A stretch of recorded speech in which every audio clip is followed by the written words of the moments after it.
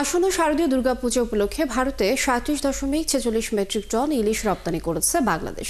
মঙ্গলবার রাতে যশোরের বেনাপোল স্থলবন্দর দিয়ে 7টি ট্রাকে করে এই প্রথম চালান ভারতের পেট্রাপোল বন্দরে প্রবেশ করে। বেনাপোল বন্দর পরিচালক শামীম হোসেন জানান, আসন্ন দুর্গাপূজা উপলক্ষে সরকার ভারতে মোট 1200 মেট্রিক টন ইলিশ রপ্তানির অনুমতি দিয়েছে। এই অনুমতি দেওয়া হয়েছে 37টি প্রতিষ্ঠানকে। এর মধ্যে একটি প্রতিষ্ঠানকে 50 টন, 25টি প্রতিষ্ঠানকে 30 টন করে মোট 750 টন, 9টি প্রতিষ্ঠানকে 40 টন করে 360 টন এবং 2টি প্রতিষ্ঠানকে 20 টন করে 40 টন ইলিশ রপ্তানি করবে। বেনাপোল মৎস্য কোয়ারেন্টাইন কর্মকর্তা সজীব সাহা জানান, বাণিজ্য মন্ত্রণালয়ের নির্দেশনা অনুযায়ী আগামী 5 অক্টোবরের মধ্যে ইলিশ রপ্তানি শেষ করতে হবে। প্রতি কেজি ইলিশের রপ্তানি মূল্য 12.5 মার্কিন ডলার নির্ধারণ। ভরা মৌসুমীয় পিরোজপুরের নদীগুলোতে দেখা মিলছে না ইলিশের, হতাশায় দিন কাটছে জেলেদের। জেলেরা বলছেন, অসময়ে জাটকা ও অবৈধ জাল দিয়ে মাছ ধরার কারণে ইলিশ শূন্য হয়ে পড়েছে নদীগুলো। আর মৎস্য কর্মকর্তারা দাবি, নদীর নাব্য সংকটে ইলিশের দেখা মিলছে না। 2 বছর ড্রেজিং এর পরিকল্পনা নেওয়া হয়েছে। সহকর্মী তরিকুল ইসলামের পাঠানো তথ্য ছবিতে প্রতিবেদন। ভরা মৌসুমীয় পিরোজপুরের নদীগুলোতে দেখা মিলছে না ইলিশের, হতাশায় দিন কাটছে জেলেদের। জেলেরা বলছেন, অসময়ে জাটকা ও অবৈধ জাল দিয়ে মাছ ধরার কারণে ইলিশ শূন্য হয়ে পড়েছে নদীগুলো। আর মৎস্য কর্মকর্তারা দাবি, নদীর নাব্য সংকটে ইলিশের দেখা মিলছে না। 2 বছর ড্রেজিং এর পরিকল্পনা নেওয়া হয়েছে। সহকর্মী তরিকুল ইসলামের পাঠানো তথ্য ছবিতে প্রতিবেদন। ইলিশের ভরা মৌসুম চলে। পিরোজপুরের প্রধান 2 বড় নদী কালীগঙ্গা ও কচা নদীর মোহনা। সারি সারি নৌকা নিয়ে 2-3 দিন ধরে অবস্থান নিয়েছে জেলেরা, কিন্তু ইলিশের দেখা নেই। মাঝে মধ্যে যাও বা ইলিশের দর্শন মেলে, তাও আকারে ছোট। ইলিশের বাজার খ্যাত বেকুটিয়া সেতুর 2 প্রান্তে বিকেল হলেই বসে ইলিশের বাজার। কচা, কালীগঙ্গা, বলেশ্বর কিংবা সন্ধ্যাসহ নদীগুলোতে ইলিশের আকালে এ বাজারেও হতাশা। অল্প যা কিছু মাছ বাজারে আসে তার মূল্য আকাশচুম্বী। 1 থেকে 1.5 কেজি ওজনের প্রতি কেজি ইলিশ বিক্রি হয় 2600 টাকা থেকে 3400 টাকা পর্যন্ত। 500 গ্রাম থেকে 1 কেজি পর্যন্ত ওজনের ইলিশ বিক্রি হয় 1400 টাকা থেকে 2400 টাকা পর্যন্ত। জেলেরা বলছেন, অবৈধ জাল ব্যবহার এবং অসময়ে জাটকা মাছ ধরার কারণে ইলিশ শূন্য হয়ে পড়েছে এ জেলার নদীগুলো। জেলা মৎস্য বিভাগ ইলিশ সংরক্ষণে যে পদক্ষেপ নিয়ে থাকে তা যথেষ্ট নয়। সিজনে দেখা যায় যে জায়গায় আমরা অনেক মাছ পাইতাম, এখন সিজনে আমরা অল্প কয়টা মাছ পাই। এর কারণ হলে বাঁধা জাল, চরগড়া, তারপর ব্যাট জাল আর ট্রলিং, সাগর দিয়েই মাছ মারি খেলায় সমুদ্র থেকে। মৌসুমে এখন বর্তমানে মাছ নাই, আমরা মাইয়ে পলইয়া না খাই থাই, বুঝলেন। মানে যে পরিমাণে নদীতে এবছর সিজনে মাছ হবার কথা, সেইভাবে এবছর মাছ অনেক কম। এবছরের তুলনায় মাছ অর্ধেক এবছর। মাছ ছোট থাকতে মারা, এই ঝাটকা যে মারে এটা বড় হইতে পারে না, এটা ডিম ছাড়তে পারে না, এই জন্য মাছ কম। গরিবরা তো পাচ্ছেই না, আর মধ্যবিত্তদের খুব কষ্ট হয়ে যাচ্ছে। জেলা মৎস্য বিভাগ বলছে, আগে পিরোজপুরের নদ নদীতে নাব্য সংকট ছিল না, তাই পর্যাপ্ত ইলিশের দেখা মিলত। বর্তমানে নদীগুলোতে নাব্য সংকট। ডুবোচর দেখা দিয়েছে, এ কারণে ইলিশের দেখা মিলছে না নদীগুলোতে। প্রচুর পরিমাণে ডুবোচর জমে যাওয়ায় কিছুটা মাছের আধিক্য বা ঘাটতি দেখা গেলেও কিন্তু টোটালি এটার বাজারে কোনো বিরূপ প্রভাব নেই। তবে সরকারের মৎস্য বিভাগের তরফ থেকে কোন কোন এলাকায় ড্রেজিংয়ের আওতায় আনা দরকার সেই বিষয়টা আমরা সেন্ট্রালি সরকারকে আমরা জানিয়েছি, এবং এটার ব্যবস্থা হলে আমাদের এই সমস্যাটাও থাকবে না। সঠিকভাবে জাটকা সংরক্ষণ সহ প্রয়োজনীয় ব্যবস্থা এবং ইলিশের অতিরিক্ত দাম নেওয়ার কারণ খতিয়ে দেখার দাবি স্থানীয়দের। হাসান আহমেদ, 71। পিরোজপুরে ভরা মৌসুমীয় নদীতে নেই ইলিশ, এই বিষয়ে দর্শক আমরা জানবো। আমাদের সাথে সহকর্মী তরিকুল ইসলাম যুক্ত হচ্ছেন। তরিকুল, নদীতে ইলিশ কেন পাচ্ছে না জেলেরা, এ বিষয়ে কি বলছেন, বিস্তারিত জানাবেন। জি লিনি, আপনাকে ধন্যবাদ। আপনাকে জানিয়ে রাখি যে পিরোজপুর জেলা একটি ইলিশের জন্য একটি ঐতিহ্যবাহী জেলা। এই জেলার নদ নদীগুলোতে কিন্তু আসলেই পর্যাপ্ত ইলিশ ধরা পড়ে, কিন্তু গেল বছরের তুলনায় কিন্তু পর্যাপ্ত ইলিশ ধরা পড়ছে না জেলেদের জালে এই বছর। এ কারণে কিন্তু হতাশায় কিন্তু জেলেদের। আমি যদি আপনাকে আরেকটু জানিয়ে রাখি যে পিরোজপুর জেলার প্রধান যে নদীগুলো রয়েছে বলেশ্বর, কালীগঙ্গা, কচা, এই কালীগঙ্গা এবং কচা নদীতে কিন্তু পর্যাপ্ত ইলিশ ধরা পড়ে। এখন ইলিশের ভরা মৌসুম রয়েছে, এই ইলিশের ভরা মৌসুমে কিন্তু জেলেদের জালে পর্যাপ্ত ইলিশ না থাকায় কিন্তু তাদের ফসলে চিন্তার ভাব রয়েছে। সাথে কথা বলেছি, তারা জানিয়েছে যে গত বছরের তুলনায় কিন্তু এবছর ইলিশ একদম কম। 3-4 দিন জাল ফেলেও আসলে দেখা যায় অল্প বেশি মাছ পাওয়া যায়। এরপরেও কিন্তু আসলে পর্যাপ্ত ইলিশের দেখা না পাওয়ায় কিন্তু আসলে পর্যাপ্ত সমস্যা দেখা দিয়েছে। তাদের আসলে ঋণের যে সমস্যা রয়েছে সেই ঋণের বোঝা মাথায় নিয়ে কিন্তু তারা আসলে এই জাল ফেলছে নদীতে, কিন্তু পর্যাপ্ত ইলিশ না পাওয়ায় কিন্তু তারা অনেক সমস্যায় পড়ছে। এমনটাই জানিয়েছে যে প্রায় তাদের পরিবার নিয়ে অনাহারে থাকতে হয়। আমি পিরোজপুর জেলার যে ইলিশের বাজার কত বেকুটিয়ার যে সেতু রয়েছে, সেতু 2 পয়েন্টে কিন্তু আসলে বিকাল হলে ইলিশের বাজার বসে। সেখানে বেশ কয়েকজন মৎস্য যে ইলিশ বিক্রেতার সাথে আমি কথা বলেছি, তারা জানিয়েছে যে এবছর পর্যাপ্ত ইলিশ না থাকায় কিন্তু দামটা একটু বেশি, যা আসলে সাধারণ মানুষ এবং এদের কিন্তু আসলে ক্রয় ক্ষমতার বাইরে চলে যাচ্ছে। এ বিষয়ে আমি পিরোজপুর জেলা যে মৎস্য কর্মকর্তা তার সাথে আমি কথা বলেছি। তিনি জানিয়েছে যে আসলে এই বিগত বছরগুলোর কিন্তু ইলিশে কিন্তু পর্যাপ্ত দেখা যেত এই নদীগুলোতে, কিন্তু প্রায় 2 বছর দেখা দিয়েছে নদীগুলোতে। এই কারণে কিন্তু ইলিশ দেখা যাচ্ছে না, কারণ ইলিশ হচ্ছে একটি গভীর পানির মাছ। আর এই ব্যাপারে আমি পিরোজপুর জেলার যারা সাধারণত ইলিশ ক্রেতা রয়েছে, আমি তাদের সাথে কথা বলেছি। তারা জানিয়েছে যে আসলে পর্যাপ্ত ইলিশ গেল বছরে দেখা মিললেও কিন্তু এবছর পর্যাপ্ত ইলিশের দেখা পাওয়া যাচ্ছে না। কারণ হচ্ছে পর্যাপ্ত ইলিশ দেখা পাওয়া গেলেও আসলে কিন্তু দাম হাতের নাগালে নেই। কারণ গত বছর যে মাছ আসলে 1400 বা 1500 টাকায় কিন্তু কেনা যেত, এই বছর তার সেটি বেড়ে কিন্তু 7 থেকে 800 টাকা বেড়ে কিন্তু 2300 থেকে 2400 টাকা হয়েছে। এই বিষয়টি খতিয়ে দেখার দাবি কিন্তু স্থানীয়দের রয়েছে। এই ছিল আমার কাছে পিরোজপুর থেকে সর্বশেষ। দিনিয়া। তরিকুল ইসলাম, অনেক ধন্যবাদ আপনাকে যুক্ত হবার জন্য। দর্শক, পিরোজপুর থেকে সহকর্মী তরিকুল ইসলাম যুক্ত ছিলেন এবং সেখানকার বিস্তারিত আমরা জানছিলাম। লালমনিরহাটে হঠাৎ তিস্তার পানি বেড়ে নিম্ন অঞ্চলে তলিয়ে গেছে রোপা আমন ও বসতবাড়ি। কৃষকরা বলছেন, তৃতীয় দফা বন্যার ধকল কাটিয়ে না উঠতে চতুর্থ দফা বন্যায় তারা নাজেহাল। পানির উন্নয়ন বোর্ডের নির্বাহী প্রকৌশলী জানান, পানি বিপদসীমা অতিক্রম করায় 44টি জল কপাট খুলে দেওয়া হয়েছে। এতেই প্লাবিত হয়েছে নিচু এলাকা। সামিউল ইসলাম পাটোয়ারি তথ্য ছবিতে প্রতিবেদন। তৃতীয় দফা বন্যার ধকল কাটিয়ে না উঠতেই চতুর্থ দফা বন্যায় নাজেহাল লালমনিরহাট জেলার নিম্নাঞ্চলের মানুষ। হঠাৎ পানি বেড়ে আবারও প্লাবিত হয়েছে জেলার হাতিবান্ধার পারুলিয়া, পাঠিকাপাড়া, সানিয়াজান, সিন্দুরনা, ডাওয়াবাড়ি, আদিতমারের মহিষখোঁচা, গোবর্ধন, সদরের কমলাকান্দি, কুনিয়া, রাজপুর, তাজপুর, গোকুন্দা সহ কয়েকটি এলাকার নিম্নাঞ্চল। কৃষকরা জানান, আবারও বন্যায় রোপা আমন, ফসল, শাকসবজির ক্ষেত পানিতে ডুবে যাওয়ায় দিশেহারা হয়ে পড়েছেন। রোপা আমন তো আমরা এইবার 3 থেকে 3বার করলাম, চারা করে গেলাম, 3বারই শেষ। ক্ষেত খামার তো মনে হয় এক করে 3বার গাড়া হয়েছে, 3বারে তো নষ্ট হয়ে গেছে।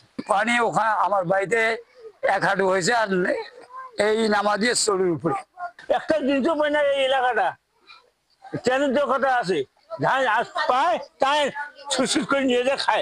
এদিকে পানি উন্নয়ন বোর্ডের নির্বাহী প্রকৌশলী বলছেন, পানি বিপদসীমা অতিক্রম করায় তিস্তা ব্যারেজে 44টি জল কপাট খুলে দেওয়া হয়েছে।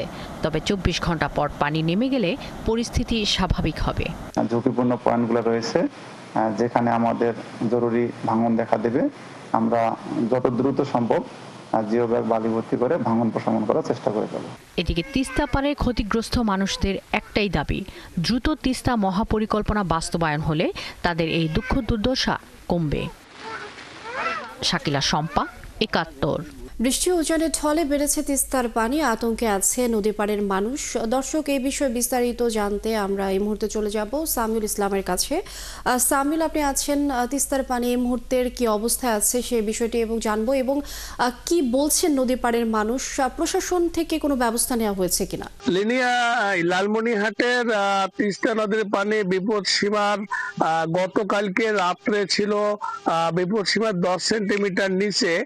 আজকে সকাল 6টায় পানি উন্নয়ন বোর্ড আমাদের জানিয়েছে বিপদ সীমার 5 সেন্টিমিটার নিচে দিয়ে যাচ্ছে, অর্থাৎ বিপদ সীমা ডালিয়া পয়েন্টে সুই করছে তিস্তার পানি। তবে এভাবে ভারতের উজানের পানি যে গজলডোবা থেকে ছেড়ে দেওয়ার কারণে লালমনিরহাট জেলার বেশ কয়েকটি ইউনিয়নে তিস্তার পানি প্রবেশ করে, কৃষি ক্ষেত্রে অনেক ব্যাপক ক্ষতি সাধন হয় এবং কৃষকের যে রোপা আমন গত 3 দফা বন্যায় যে কৃষকরা রোপা আমনে যে ক্ষতিগ্রস্ত হয়েছিল তারা উচ্চ মূল্য দিয়ে তারা বিভিন্ন স্থান থেকে আবার পুনরায় চারা তারা সংগ্রহ করে তারা রোপণ করেছে। আবার পরবর্তীতে আবারও চতুর্থ দফায় বন্যার পানি প্রবেশ করার কারণে কৃষকের যে রোপা আমনগুলো তলিয়ে গেছে এবং যেহেতু প্রতিনিয়ত পানি 10 সেন্টিমিটার নিচে থাকে, 5 সেন্টিমিটার নিচে থাকে, আবার 3-4 সেন্টিমিটার উপর দিয়ে যায়, তো কৃষি ক্ষেত্রে একটা ব্যাপক একটা মানে ব্যাপক একটা ক্ষতির মুখে পড়েছে লালমনিরহাটে তিস্তা পাড়ের লোকজন। তবে তিস্তা পাড়ের লোকজনের একটি দাবি, তিস্তা মহাপরিকল্পনা বাস্তবায়িত না হওয়া পর্যন্ত তাদের এই সমস্ত প্রতি বছরে তারা এই ক্ষতির মুখে পড়বে। ইতিমধ্যে প্রায় কয়েক লাখ পরিবার গৃহ হয়ে পড়েছে এই তিস্তার কবলে পড়ে এবং অনেক পরিবার নিঃস্ব হয়ে লালমনিরহাট তিস্তা পাড় থেকে তা অন্য জায়গায় গিয়েছে। তবে তিস্তা ব্যারেজে 44টি গেট খুলে দিয়েছে পানি উন্নয়ন বোর্ড আমাদের জানিয়েছে যে আজ এবং আগামী কালের মধ্যে তিস্তা নদীর পানি বিপদসীমার নিচে থাকবে, পরবর্তীতে বন্যা পরিস্থিতি অনেকটা উন্নতির দিকে যাবে।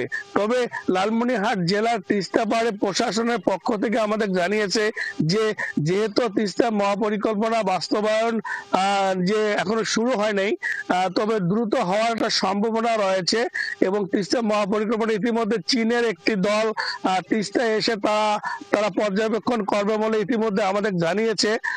তবে প্রশাসনিকভাবে মোকাবেলার জন্য তাদের যে ত্রাণ সামগ্রী বা বিভিন্ন যে সমস্ত ঘর বাড়ি ভেঙে গেছে তাদের জন্য যে বসত বাড়ি নির্মাণের প্রস্তুতি প্রশাসনের পক্ষে রয়েছে। তবে প্রত্যেকবারে কৃষকের এই যে চরম ক্ষতি, এই ক্ষতি যদি পুষিয়ে উঠতে যদি তাদেরকে কৃষি প্রণোদনার ব্যবস্থা গ্রহণ করা না হয়, তাহলে কৃষকরা যে মানে চরম একটা ক্ষতির মুখে পড়বে। কারণ সামনে একদিকে তারা সার সংকটের মোকাবেলা করেছিল, অপরদিকে আবার বন্যা।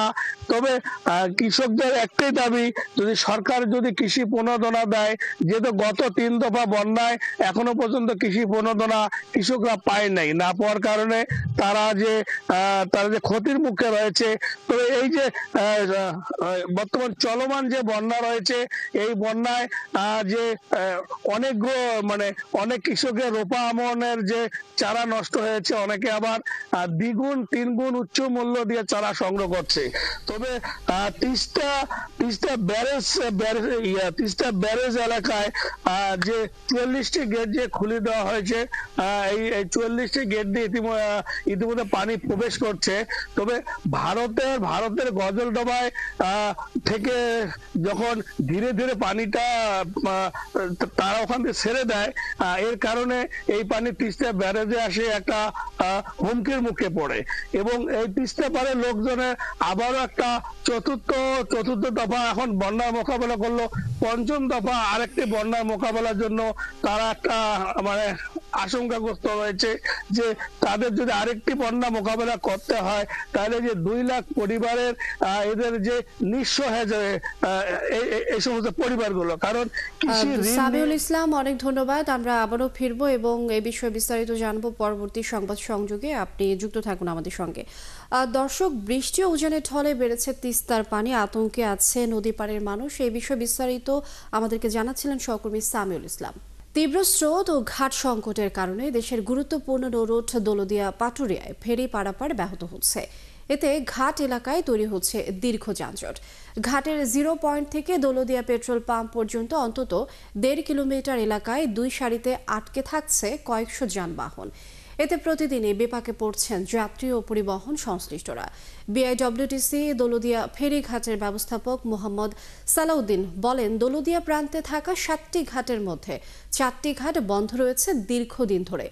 বাকি চালু থাকা 3টি ঘাটের মধ্যে 3 ও 7 নম্বরে তীব্র স্রোতের কারণে ফেরি ভিড়তে পারছে না, তাই শুধু 4 নম্বর ঘাট দিয়ে পারাপার চলছে। আরও জানান, 3 নম্বর ঘাটের ফিঙ্গার ভেঙে গেছে, যে কারণে ঘাটটি বন্ধ রাখা হয়েছে। মেরামত শেষ হলে ঘাটটি আবারও চালু হবে। দর্শক, ঘাটের আজকের অবস্থা আমরা জানবো। এই মুহূর্তে আমাদের সাথে যুক্ত হচ্ছেন সহকর্মী মেহেদি হাসান।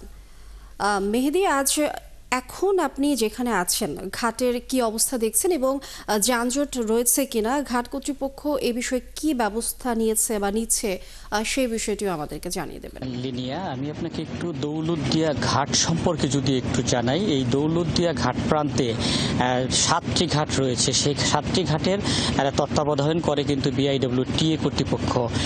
ঠিক আমার পেছনে যে ঘাটগুলো আপনি দেখছেন, এই আমার পেছনে রয়েছে 3 এবং 4 নম্বর ঘাট। এই 7টি ঘাটের মধ্যে বর্তমানে 3 এবং 4 এই 2টি ঘাট দিয়ে পারাপার অব্যাহত রয়েছে। বাকি 5টি ঘাটই কিন্তু বন্ধ রয়েছে। 5টি ঘাট বন্ধ থাকার কারণে ঘাট এলাকায় যানজট কিন্তু আছে, যানবাহনের সংখ্যা কিন্তু আছে।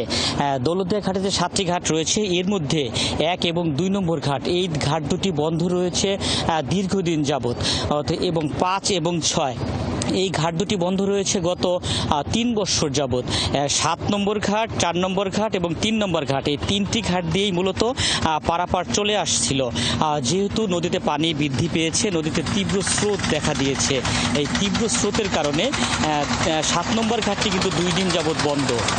আপনি ক্যামেরায় এখন যে ঘাটটি দেখছেন এটি 5 নম্বর ঘাট, এই ঘাটটিও কিন্তু বন্ধ, এবং এর পাশে থাকা যে 6 নম্বর ঘাট আর সেই ঘাটটিও বন্ধ রয়েছে। এই যে ঘাটের 7টি ঘাটের মধ্যে 5টি ঘাটই বন্ধ থাকার কারণে যেটির ফলাফল আমরা দেখেছি যে ঘাট এলাকায় যানবাহনের যে লম্বা সারি সেটি কিন্তু তৈরি হচ্ছে। বেলা বাড়লে যানবাহনের সারি বাড়ে, তবে ঘাট কর্তৃপক্ষ বলছে তারা যানজট নিরসনের চেষ্টা চালিয়ে যাচ্ছে। আরেকটি বিষয় নিয়ে আপনাকে জানিয়ে রাখা দরকার, আপনি জানেন যে দেশের গুরুত্বপূর্ণ 2টি নৌরুট, একটি দৌলতদিয়া পাটুরিয়া, আরেকটি নৌরুটে পদ্মা সেতু চালু হয়েছে। পদ্মা সেতু চালু হওয়ার পর আর এই নৌরুটের যানবাহনের সংখ্যা কিন্তু কিছুটা কমেছে। যানবাহনের সংখ্যা কমার কারণে এই ঘাটটিতে কিন্তু যানজটও কিন্তু এতদিন কম ছিল। আপনি জানেন যে ফরিদপুরের ভাঙায় চলমান যে একটি অসন্তোষ বিরাজ করছে, সংসদীয় আসনের সীমানা পুনর্নির্ধারণ নিয়ে যে আন্দোলন সংগ্রাম চলছে, সেই কারণেই কিন্তু ফরিদপুর, ঝিনাইদহ, মাগুরা সহ বেশ কয়েকটি জেলার যানবাহন এই দৌলতদিয়া পাটুরিয়া নৌরুট ব্যবহার করছে, যে কারণে আমরা দেখেছি গতকাল সকাল থেকেই ঘাট এলাকায় যানবাহনের দীর্ঘ সারি তৈরি হয়, এবং বিকালের দিকে এসে সেই যানবাহনের সারিটি কিন্তু 1.5 থেকে 2 কিলোমিটার এলাকা ছাড়িয়ে যায়। তার প্রভাব কিন্তু ঘাট এলাকায় এখনও রয়েছে। তবে আমি আজকে সকালেও বিআইডব্লিউটিসির যিনি ম্যানেজার রয়েছেন তার সাথে কথা বলেছি।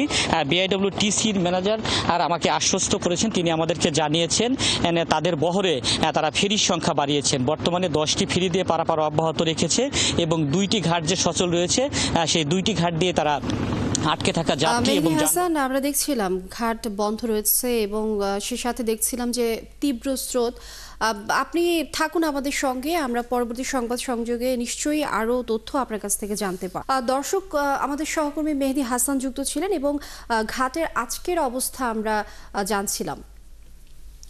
চট্টগ্রাম বিশ্ববিদ্যালয় কেন্দ্রীয় ছাত্র সংসদ চাকসু হল সংসদ নির্বাচনের মনোনয়নপত্র জমা দেওয়ার শেষ দিন আজ। এর আগে মঙ্গলবার মনোনয়নপত্র বিতরণের শেষ দিনে ছিল আগ্রহী প্রার্থীদের উপচে পড়া ভিড়। এই সময় চাপ সামলাতে বাড়ানো হয়েছিল বুথের সংখ্যা। রাত 8টা পর্যন্ত মনোনয়নপত্র সংগ্রহ করেছেন আগ্রহী প্রার্থীরা। নির্বাচনে মনোনয়ন নিয়েছেন 1063 জন শিক্ষার্থী। নির্বাচনে ছাত্রদল, ছাত্র শিবির সহ বিভিন্ন রাজনৈতিক দল সমর্থিত প্রার্থীরা মনোনয়ন নিলেও এখনও বেশিরভাগ সংগঠন তাদের সমর্থিত প্যানেল ঘোষণা করেনি। মাহমুদ শুভ্রর প্রতিবেদনে বিস্তারিত। চাকসু ও হল সংসদ নির্বাচনের মনোনয়নপত্র নিয়েছেন ছাত্রদল, ছাত্র শিবির সহ বিভিন্ন রাজনৈতিক দলের প্রার্থীরা। কোনো সংগঠন প্যানেল ঘোষণা করলেও বেশিরভাগ দল এখনো প্যানেল ঘোষণা করেনি। শিক্ষার্থীদের অধিকার ও বিশ্ববিদ্যালয়ের হলগুলোতে বিদ্যমান সমস্যা নিয়ে কাজ করার কথা জানিয়েছে হল সংসদের প্রার্থীরা। তো আমার প্রত্যাশাগুলো হচ্ছে, আমি 1 বছর থেকে হলে যা বুঝছি আমাদের অনাবাসিক শিক্ষার্থীরা বেশি অবহেলিত। যারা ইন্ট্রোভার্ট টাইপের, যারা কখনো ভয়েস রেজ করে না, তারাও হচ্ছে নমিনেশন ফর্ম নিচ্ছে, নির্বাচনে অংশগ্রহণ করতেছে। সোমবার থেকেই ভিন্ন ভিন্ন গ্রুপে মনোনয়ন নিচ্ছেন ছাত্রদল সমর্থিত প্রার্থীরা। এখন অবধি জোটবদ্ধ বা একক প্যানেল দেবী কেনা সে ব্যাপারে সিদ্ধান্ত নেয়নি তারা।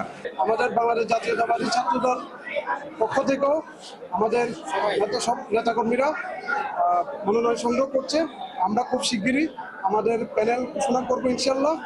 এদিকে অংশগ্রহণমূলক প্যানেল দেওয়ার কথা জানিয়েছে ছাত্র শিবির। ইসলাম ছাত্র শিবির একটা এমন প্যানেল করার চেষ্টা করছি আমরা যে যেই পদে আর ওই পদের বিশেষ দক্ষতা রয়েছে এবং সে ওই পদে নির্বাচিত হলে বিশ্ববিদ্যালয় শিক্ষার্থীদের জন্য ওই পদে আসলে কিছু করতে পারবে। বিভিন্ন সামাজিক, সাংস্কৃতিক, রাজনৈতিক 8 থেকে 10টি সংগঠন মিলে ইনক্লুসিভ প্যানেল দেওয়ার কথা জানিয়েছে গণতান্ত্রিক ছাত্র কাউন্সিল, পাহাড়ি ছাত্র পরিষদ সহ কয়েকটি সংগঠনের নেতৃবৃন্দ। সাংস্কৃতিক সংগঠন এবং সামাজিক সংগঠনের লোকজন আসলে আমরা অন্তর্ভুক্ত করছি। খেলাধুলার যে জায়গাগুলো আছে সেখানে আমরা বিভিন্ন যারা এক্সপার্টিস ওয়ালা মানুষ আছে, যারা দক্ষ মানুষ আছে, তাদেরকে আমরা এখানে নিয়েই আসলে প্যানেলটা তৈরি করছি। চাকসু ফর র্যাপিড চেঞ্জ নামে একক প্যানেলের নির্বাচনের কথা জানিয়েছে ছাত্র অধিকার পরিষদ। প্রার্থীদের মনোনয়ন নেওয়ার চাপ সামলাতে বাড়ানো হয়েছে মনোনয়ন বিক্রির বুথ। পরিকল্পিত ও সুষ্ঠুভাবে মনোনয়ন বিক্রি কার্যক্রম চলছে বলে জানান প্রধান নির্বাচন কমিশনার। আমাদের জনবল বাড়িয়েছি এবং শিক্ষার্থীরাও প্রচুর সমাগম এবং খুবই চমৎকারভাবে যাদের সুবিধা মতো তাদের কনভেনিয়েন্স অনুসারে তারা কিন্তু ফর্ম কালেকশন করছে এবং তারা মানে খুব এনজয় করছে। বুধবার মনোনয়নপত্র জমা দেওয়ার শেষ দিন। বৃহস্পতিবার মনোনয়নপত্র যাচাই বাছাই শেষে 21 সেপ্টেম্বর প্রকাশ করা হবে প্রার্থীদের প্রাথমিক তালিকা। 25 সেপ্টেম্বর চূড়ান্ত ভোটার তালিকা প্রকাশের পরে 12 অক্টোবর অনুষ্ঠিত হবে চাকসু ও হল সংসদ নির্বাচন। মাহফুজ শুভ্র, 71, চট্টগ্রাম। রাকসু নির্বাচনের দিন 3 স্তরের নিরাপত্তা ব্যবস্থা নেওয়া হবে। থাকবে আইন শৃঙ্খলা বাহিনীর 1,500 সদস্য বলে জানিয়েছেন রাজশাহী বিশ্ববিদ্যালয়ের প্রক্টর অধ্যাপক মাহবুবুর রহমান। এদিকে সকাল থেকে নির্বাচনী প্রচারে নেমেছেন প্রার্থীরা। তারা জানান ক্যাম্পাসে প্রচার চালালেও অনাবাসিক শিক্ষার্থীদের কাছে পৌঁছতে সমস্যা হচ্ছে প্রার্থীদের। রাশিদুল হক রুশুর প্রতিবেদন।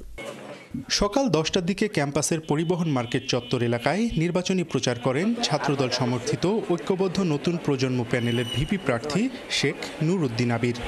পরে সেখানে নির্বাচনী প্রচারে আসেন শিবির সমর্থিত সম্মিলিত শিক্ষার্থী জোটের ভিপি প্রার্থী মুস্তাকুর রহমান জাহিদ। তারা দুজনেই জানান 70% শিক্ষার্থী অনাবাসিক, তাই তাদের কাছে ভোটের ইশতেহার নিয়ে পৌঁছতে দেরি হচ্ছে। বিনোদপুর কেন্দ্রিক যেহেতু বেশিরভাগ মেসগুলো এবং আমরা চেষ্টা করছি তাদের মেসে পৌঁছানোর, তবে অনেক ক্ষেত্রে অনেক মেসগুলো রেস্ট্রিক্টেড থাকে, সেক্ষেত্রে পৌঁছাতে পারছে না, এক্ষেত্রে একটু বেগ পেতে হচ্ছে।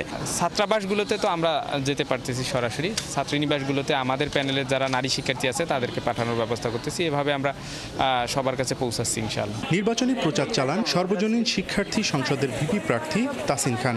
তিনি রাকসুর ইতিহাসে প্রথম নারী ভিপি প্রার্থী। আমাদের নিরাপত্তা বিষয়ক যে ইস্যুগুলো ছিল, সাইবার সহ সামগ্রিক যে নিরাপত্তা ইস্যুটা, সেটার জন্য এখনো পর্যন্ত আজকে 16 তারিখ 25 তারিখে আমাদের নির্বাচন প্রশাসন ঠিক কী ব্যবস্থাগুলো নিচ্ছে, কী পদক্ষেপগুলো নিচ্ছে নিরাপত্তাটা নিশ্চিত করার জন্য আমাদের সামনে এখনো তুলে ধরা হয়নি। এছাড়াও বিভিন্ন প্যানেল ও স্বতন্ত্র প্রার্থীরা প্রচার করেছেন ক্যাম্পাসে। ভোটারদের নানা প্রতিশ্রুতি দিয়ে চাচ্ছেন ভোট।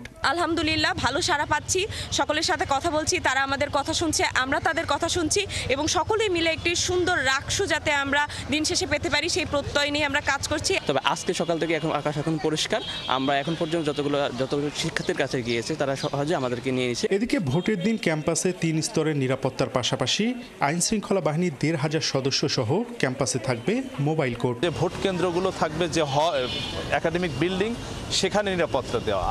সেকেন্ড হচ্ছে আমাদের টোটাল ক্যাম্পাসটাকে নিরাপদ রাখা। থার্ড হচ্ছে ক্যাম্পাসের পেরিফেরি, যেটা প্রতিটা গেট একদম সম্পূর্ণ গেটটাকে সিল করে দেওয়া। রাকসুর মোট ভোটার সংখ্যা প্রায় 29,000। রাশিদুল হক রুশো, 71, রাজশাহী। একসময় পাট দেশের সোনালী আঁশ হলেও গেল কয়েক বছর ধরে পাট চাষ লোকসান হওয়ায় কমেছে আবাদের পরিমাণ। তবে এবার মেহেরপুরে পাটের বাম্পার ফলন আশা করছেন চাষিরা। কিন্তু পাট উৎপাদন খরচ, আঁশ ছড়ানো ও মানসম্মত পাট উৎপাদন নিয়ে চিন্তিত তারা। একই সাথে রপ্তানি নিয়ে লোকসানের শঙ্কা ব্যবসায়ীদের। জেলা পাট বিভাগ জানিয়েছে সমস্যার সমাধান ও ক্ষতি পুষিয়ে নিতে কৃষকদের পরামর্শ দেওয়া হচ্ছে।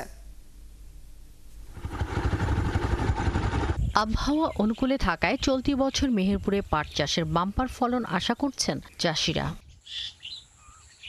তবে উৎপাদন খরচ বেশি হওয়ায় ন্যায্য মূল্য পাওয়া নিয়ে শঙ্কিত তারা।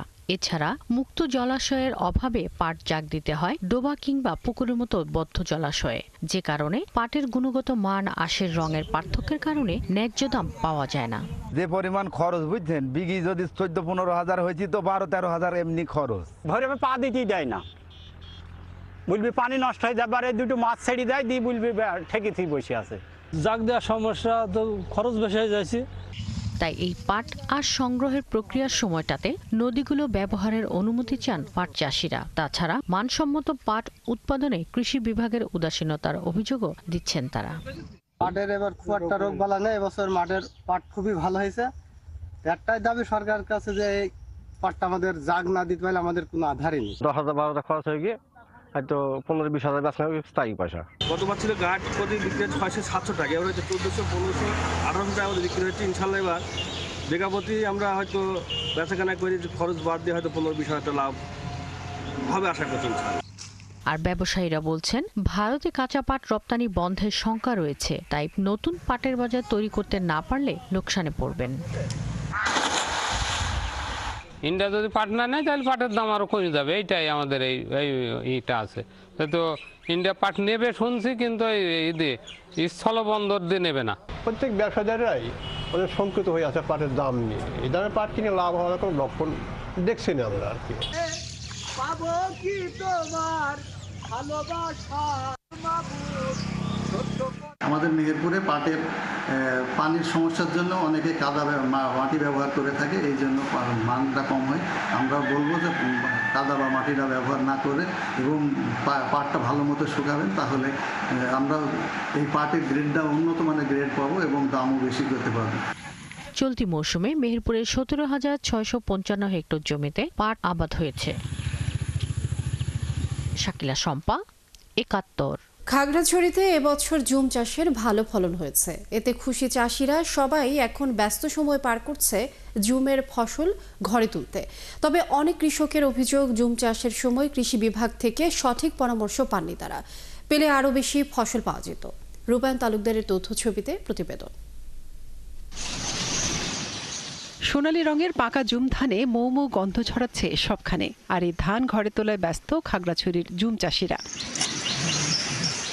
এবারও পাহাড়ের ধান, ভুট্টা, তিল, আদা, হলুদ সহ বিভিন্ন রকমের ফসল চাষ হয়েছে। বর্তমানে চলছে জুম ধান কাটা। অন্যান্য বছরের তুলনায় এবার ফলন ভালো হয়েছে বলছেন চাষিরা। মিষ্টি কুমড়া আছে, ফসল নানা রকম কলা, আরো শসা, সব উৎপন্ন ভালো হয়েছে। চিনাল, ঝিঙ্গা, লাউ সব ভালো হয়েছে, এবছরে ফসল ভালো হয়েছে। তবে অনেক জুম চাষি বলছেন সার সহ বিভিন্ন কীটনাশক দিতে না পারায় অনেকে ফলন কম পেয়েছেন। এর কারণ হিসেবে কৃষি বিভাগের তদারকির অভাবকে দায়ী করছেন তারা। এই বছরকার মোটামুটি যারা একটু ওষুধপত্র ব্যবহার করতে পারছে তাদের জন্য মোটামুটি হচ্ছে, আর যারা করতে পারে নাই তাদের জন্য একটু দুর্বল হয়ে পড়ছে। কীটনাশক এবং বাজারে সার, বিভিন্ন ইউরিয়া সার, টিএসপি সার, এতে যদি আমরা ঠিক মতো ব্যবহার করতে পারি কিন্তু ধান মোটামুটি ভালো হয়ে যায়। যদি কৃষক যদি একটু সংযত করতো আমাকে, আমরা ধান আরো উন্নতি করতে পারতাম। এ বিষয়ে খাগড়াছড়ি কৃষি বিভাগের উপপরিচালক জানান, তদারকি না করার বিষয়ে কৃষি বিভাগ কোনোভাবেই দায় এড়াতে পারে না। অভিযোগের সত্যতা পেলে ব্যবস্থা নেওয়ার আশ্বাস দেন তিনি। আমি আপনার কাছ থেকে এটা শুনলাম, আমার এইভাবে আমাকে কেউ বলে নাই। আমরা সবসময় তাদেরকে এগুলি বলে থাকি যে সব চাষি আমাদের, পার্বত্য এলাকার সবাই আমাদের চাষি, অতএব তাদেরকে সহযোগিতা করা আপনাদের নৈতিক দায়িত্ব। এবছর জুম আবাদ হয়েছে ১,১৫০ হেক্টর জমিতে, যা গত বছরের চেয়ে ২৬ হেক্টর বেশি। তবে জুমিয়ারা বলছেন দিন দিন জুম চাষের জায়গা কমে যাচ্ছে। ঐতিহ্যবাহী জুম চাষ রক্ষায় তাই সরকারি পদক্ষেপের দাবি জানান তারা। মনিরা কাজেরি, ৭১। দর্শক, খাগড়াছড়িতে জুম চাষের আরো খবর জানাচ্ছেন সহকর্মী রূপায়ণ তালুকদার, তিনি যুক্ত হচ্ছেন আমাদের সঙ্গে। রূপায়ণ, আমরা প্রতিবেদনে দেখেছি এবছর জুম চাষের ভালো ফলন হয়েছে। এই জুম চাষে কেমন উচ্ছ্বাস দেখছেন চাষিদের মধ্যে এবং কৃষি বিভাগ কতটুকু সহযোগিতা করছে এ ব্যাপারে জানাবেন। হ্যাঁ লেমিয়া, আপনি যেমনটি বলছিলেন প্রতি বছর না, এবছর খাগড়াছড়িতে জুমের ফলন খুবই ভালো হয়েছে। আমি জুমিয়াদের সাথে কথা বলেছি, অর্থাৎ যারা জুম চাষ করেন তাদের সাথে কথা বলেছি, নিজে গিয়েছিলাম। তারা বলেছেন জুম চাষ এবছর ফলন গত বছরের থেকে এবছর ফলন হয়েছে। তবে তারা একটা বিষয়, যে বিষয়টি আমাকে জানিয়েছেন সেটি হচ্ছে জুম চাষে যারা এই জুম ফলন আসার আগে যে সমস্ত পোকামাকড় ধরে সেই পোকামাকড়ের জন্য যারা ওষুধ বা কীটনাশক বা সার দিতে পেরেছেন তাদের জুমগুলো অত্যন্ত ভালো হয়েছে। তবে এক্ষেত্রে যারা এই জুমে কীটনাশক বা সার তারা দিতে পারেনি, তাদের জুমগুলো অপেক্ষাকৃত একটু কম ভালো হয়েছে। তবে তারা প্রতি বছর যে অভিযোগটা করেন সেটি হচ্ছে লিমিয়া এই ক্ষেত্রে জুম শাসিত ক্ষেত্রে কৃষি বিভাগ তাদেরকে কোনো সহযোগিতা করে না, অর্থাৎ সমতলে বা দান্য জমিতে যে পরিমাণ কৃষি বিভাগ সহযোগিতা করেন সে তার বিন্দু মাত্র তারা অর্থাৎ মোটেই সহযোগিতা পান না বলে তারা প্রত্যেক বছর এই অভিযোগটা করে থাকেন।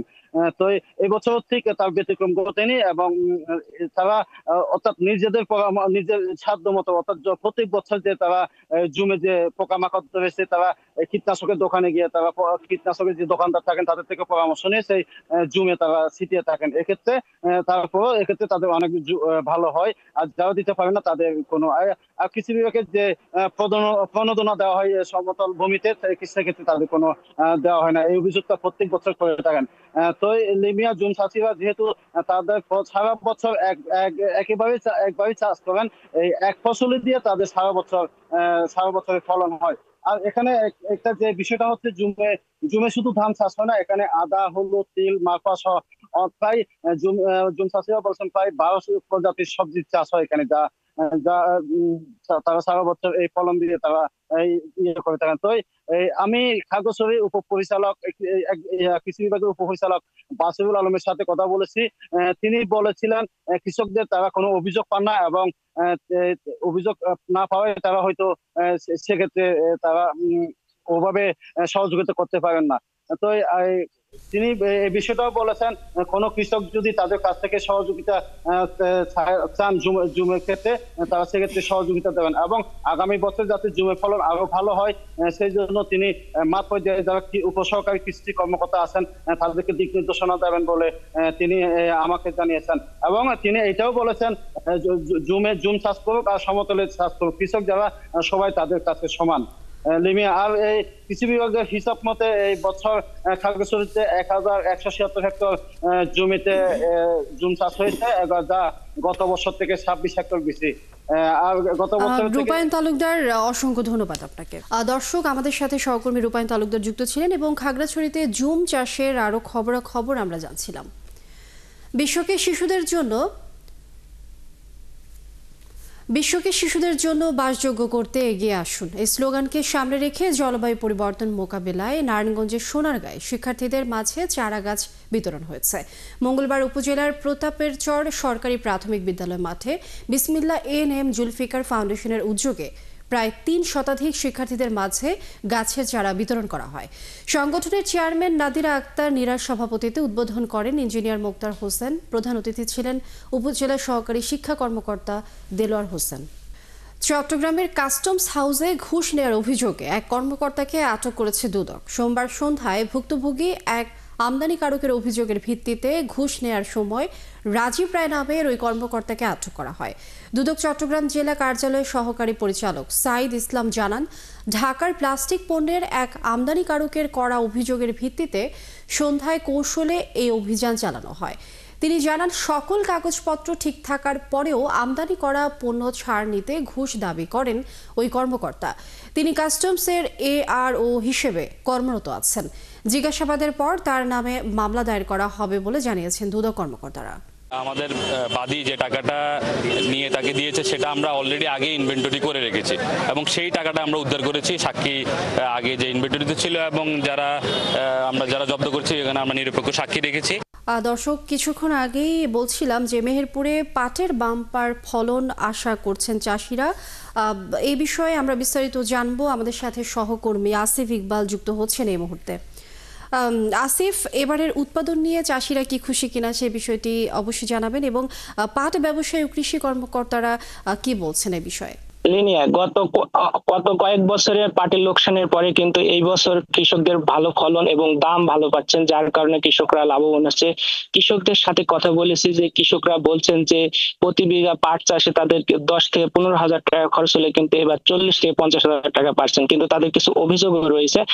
কৃষকরা বলছেন যে মেহেরপুর জেলায় তাদের মুক্ত জলাশয় নেই, যার কারণে তারা বদ্ধ জলাশয় বা পুকুরে তারা পাট চাষ করছেন, যার কারণে পাটের রং কিন্তু কালচে অনেকটা খারাপ হয়, যার কারণে অন্যান্য জেলা ছাড়া মেহেরপুরের জেলার কৃষকরা মূল্য একেবারে কম পান। এ বিষয়ে আমি মেহেরপুর পাট উন্নয়ন কর্মকর্তা আকমা হারুনের সাথে কথা বলছি। তিনি বলছেন যে মেহেরপুরে যে ভৈরব নদী আছে, এই নদীতে এবছর পাট জাগ দিলে কৃষকদের কোনো নেই, মানে পাট জাগ দিতে কোনো বাধা নেই। কারণ হিসেবে বলছেন যে তিনি এবছর হলো পাট মন্ত্রণালয়ে চিঠি দিয়েছেন যেন এবার মুক্ত জলাশয়ে কৃষকরা পাট জাগ দিতে পারে এবং পাটের যাতে দাম পায় এবং পাটের গুণগত মান কৃষকরা করতে পারে, যে সেই কারণে তারা কৃষকদের সার্বিক সহযোগিতা এবং দিক নির্দেশনা দিচ্ছেন। এ বিষয়ে পানি উন্নয়ন বোর্ডের কর্মকর্তা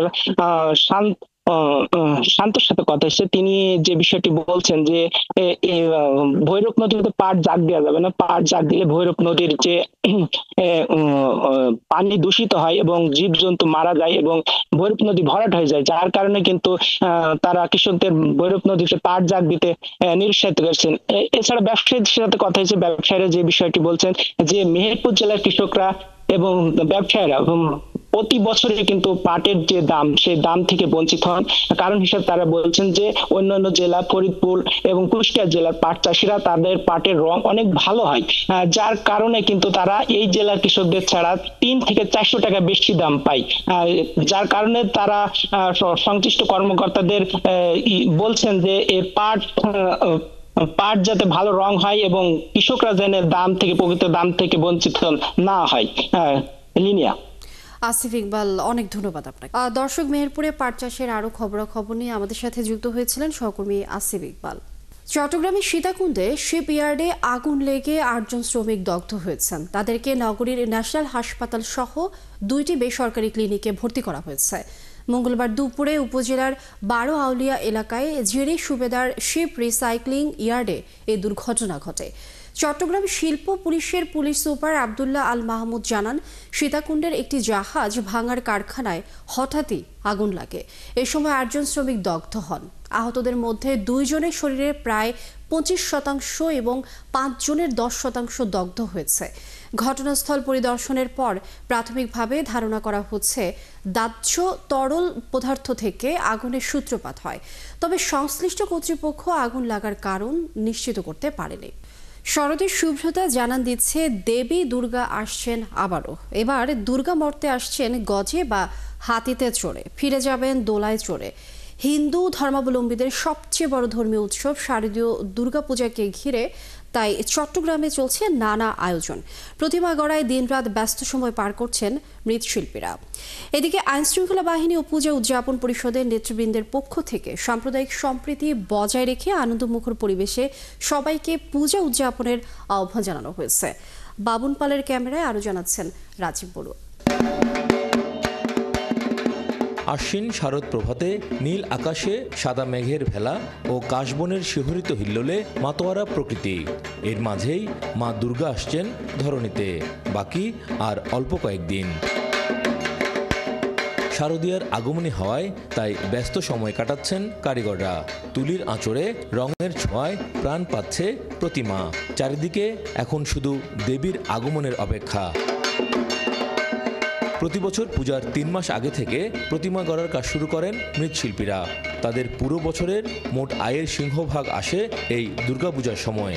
তবে এবছর বৃষ্টিতে কাজ কিছুটা ব্যাহত হচ্ছে। পুজোর অর্ডার গতবারের মতোই বলা যায় অনেকটাই, কিন্তু সময় স্বল্পতার কারণে আমরা কিছু প্রতিমা কম করতে হয়েছে। গ্রামাঞ্চলের প্রতিমাই বেশি, কিন্তু কার কাছে চাপাইলেও তো আর কাস্টমারে পূজা করতে পারবে না। কিছুদিন বাদে মানুষে নিয়ে যাবে, সামনে বিশ্বকর্মা পূজা আছে, তারপরে দুর্গা পূজার কাজও চলতেছে, একসাথে দুটাই চলতেছে। আর্থিক অবস্থা মানুষের দুর্বলতা, এজন্য সব দিক চিন্তা ভাবনা করে একটু হচ্ছে আর কি। প্রতিমার রূপ দেখে মুগ্ধ হচ্ছেন ভক্তরা। তারা জানান সারা বছর তারা এই কয়েকটা দিনের অপেক্ষায় থাকেন। মায়ের কাছে একটাই চাওয়া, যেন আমরা সবাই দেশের শান্তি চাই, ভালো সবাই থাকতে পারি। আমরা প্রত্যেক বছরই এখানে আসি, আমাদের বাসা যেহেতু কাছে, তো এখানে প্রত্যেক বছরই অনেক সুন্দর সুন্দর প্রতিমা করে, আর এখানে অ্যারেঞ্জমেন্টটা অনেক বেশি সুন্দর হয়। মায়ের কাছে চাওয়া দেশের শান্তি, নিরাপত্তা, এটাই হচ্ছে যে কি পুজোর মধ্যে আমাদের চাওয়া। ঘুরবো মা বাবার সাথে, বন্ধু বান্ধবের সাথে, তারপরে ভাই বোনদের সাথে, সবার সাথে ঘুরবো। পূজাটা তো আর সবসময় আসে না, বছরে একবারই আসে। এদিকে সবার অংশগ্রহণে দুর্গোৎসব উদযাপনের আহ্বান জানিয়েছেন পূজা উদযাপন পরিষদের নেতারা। আমরা সাংগঠনিকভাবে প্রতিটি আমাদের 292টি পূজা মণ্ডপের প্রত্যেকটা কেন্দ্র এই কমিটিকে আমরা নির্দেশনা দিয়েছি, তারা যেন কমপক্ষে 20 জন ভলান্টিয়ার পূজা মণ্ডপে পাহারারত অবস্থায় থাকে। পূজার্থীদেরকে বলেছি প্রত্যেক পূজাতে অবশ্যই যেন সিসি ক্যামেরা স্থাপন করে, প্রত্যেক পুজোতে নিজস্ব স্বেচ্ছাসেবক বাহিনী যেন স্থাপন করে। আর চট্টগ্রাম র্যাব 7-এর অধিনায়ক জানান, সুষ্ঠুভাবে দুর্গোৎসব উদযাপনে নগরীর সমস্ত পূজা মণ্ডপে নিরাপত্তা টহল জোরদার করা হবে। সেই সাথে অন্যান্য আইনশৃঙ্খলা বাহিনীর সাথেও সমন্বয় করে নিরাপত্তা দেওয়া হবে। দুর্গা উৎসব উপলক্ষে যে কোনো ধরনের নাশকতা বা কোনো কিছু করার চেষ্টা করছে কিনা এই বিষয়ে সকল সংস্থাই কাজ করছে, গোয়েন্দা সংস্থারা কাজ করছে এবং র্যাপিড অ্যাকশন ব্যাটালিয়ন সবার সাথে একসাথে সহযোগিতামূলকভাবে কাজ করবে। 28শে সেপ্টেম্বর মহাষষ্ঠীর মধ্য দিয়ে শারদীয় দুর্গোৎসব শুরু হবে। চট্টগ্রাম নগরীতে এবার পূজা হবে 292টি মণ্ডপে।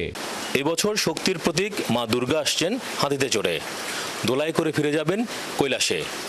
সকল অশুভ শক্তিকে বিনাশ করে মা রেখে যাবেন শান্তি, সম্প্রীতি ও শুভ শক্তির জয়গান, এমনটাই মনে করেন সনাতন ধর্মাবলম্বীরা। রাজীব বড়ুয়া, 71, চট্টগ্রাম। কুড়িগ্রামে নদী সম্পদ ও নদী নির্ভর জনগোষ্ঠীর অধিকার নিয়ে আলোচনা সভা অনুষ্ঠিত হয়েছে। এর উদ্যোগ নেয় বেসরকারি সংস্থা RDRS এর ট্রোসা প্রকল্প। মঙ্গলবার RDRS কুড়িগ্রামের প্রশিক্ষণ কেন্দ্রে এ সভা অনুষ্ঠিত হয়। প্রধান অতিথি ছিলেন জেলা মৎস্য কর্মকর্তা মুক্তাদির খান। মৎস্য খাতে ভোক্তা এবং বাজার অংশীদারদের অংশগ্রহণ বৃদ্ধি সহ কমিউনিটি পরিচালিত মৎস্য আবাসস্থলগুলো পুনরুদ্ধারে সহযোগিতা করার উপর গুরুত্ব আরোপ করেন আলোচকরা। বক্তব্য রাখেন সদর উপজেলা নির্বাহী কর্মকর্তা মোহাম্মদ ইসমাইল হোসেন, উপজেলা সমাজসেবা অফিসার হাবিবুর রহমান, সদর প্রকল্প বাস্তবায়ন কর্মকর্তা জসিম উদ্দিন, সদর সিনিয়র মৎস্য কর্মকর্তা ইসমত আরা। উপস্থিত ছিলেন কুড়িগ্রাম প্রেস ক্লাবের সভাপতি রাজু মোস্তাফিজ, RDRS বাংলাদেশ ট্রোসার প্রকল্প সমন্বয়কারী ডক্টর AKM সালাউদ্দিন সহ প্রান্তিক মৎস্যজীবীরা। চাঁদপুর মেডিকেল কলেজে প্রথমবার অনুষ্ঠিত হলো বৈজ্ঞানিক সম্মেলন ও বিজ্ঞান মেলা। শিক্ষার্থীদের মেধার বিকাশ ও উদ্ভাবনী শক্তি তুলে ধরতে আয়োজিত এই 2 দিন ব্যাপী মেলায় অংশ নেয় মেডিকেলের সব ব্যাচের শিক্ষার্থীরা। চাঁদপুর সরকারি জেনারেল হাসপাতাল ভবনের ছাদে মঙ্গলবার সকালে অনুষ্ঠিত হয় 2 দিন ব্যাপী বৈজ্ঞানিক সম্মেলন ও বিজ্ঞান মেলা। শিক্ষার্থীরা দল ভিত্তিক 21টি স্টলে উপস্থাপন করে বিভিন্ন উদ্ভাবনী ও গবেষণাধর্মী প্রেজেন্টেশন। উপস্থিত শিক্ষক ও চিকিৎসকরা এসব প্রেজেন্টেশন ঘুরে দেখেন এবং মূল্যায়ন করেন। শিক্ষার্থীরা জানান, নবজাতকের শ্বাসকষ্ট নিরসন, অজ্ঞান রোগীর প্রাথমিক চিকিৎসা এবং মোবাইল ব্যবহারকারীদের সামাজিক প্রভাব সহ নানা গুরুত্বপূর্ণ বিষয় সহজভাবে তুলে ধরা হয়েছে। এই আয়োজনকে তারা শিক্ষণীয় অভিজ্ঞতা ও বিনোদনমূলক 2 ধরনের সুযোগ হিসেবে দেখছেন। নানা সীমাবদ্ধতার মধ্যেও শিক্ষার্থীদের মেধার বিকাশ ঘটাতেই এই আয়োজন দাবি কলেজ কর্তৃপক্ষের। 16 এবং 17 সেপ্টেম্বর 2025 বার্ষিক বৈজ্ঞানিক সম্মেলন এবং বিজ্ঞান মেলা অনুষ্ঠিত হতে যাচ্ছে। এটা চাঁদপুর মেডিকেল কলেজে তো বটেই, বাংলাদেশের সকল মেডিকেল কলেজের মধ্যে এই প্রথম এই ধরনের কোনো প্রোগ্রাম হতে যাচ্ছে। চাঁদপুর মেডিকেল কলেজে আমাদের অনেক সীমাবদ্ধতা আছে, ছাত্রছাত্রীরা যাতে সেটা উপলব্ধি করতে না পারে তাদের জন্য আমাদের এই বিশেষ আয়োজন। দর্শক, চলছে দেশজোড় সরাসরি সংবাদ অনুষ্ঠান দেখতে চোখ রাখুন 71 ফেসবুক পেজে এবং সাবস্ক্রাইব করুন 71 ইউটিউব চ্যানেল। থাকুন 71 সাথেই।